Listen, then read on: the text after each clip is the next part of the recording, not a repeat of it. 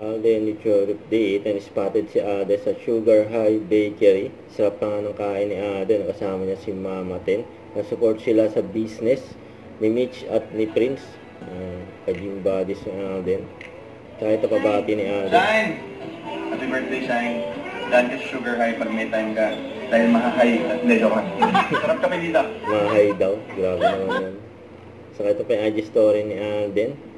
Ayan, habang nagdadrive si Alden, no, sound trip niya, face down, the red jumpsuit apparatus, yun, no. Saka, ayan, morning run ni Alden. Natamakbo si Alden ng 15.25 km sa loob ng 2 hours at 1 minute. Grabe nga yun. Diyan sa BGC hanggang Ayala, pabalik. And may picture din si Alden kay Oscar Oida, yun, no. Ito, about last night.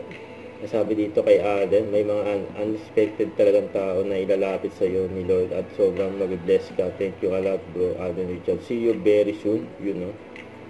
Ito talaga si Alden.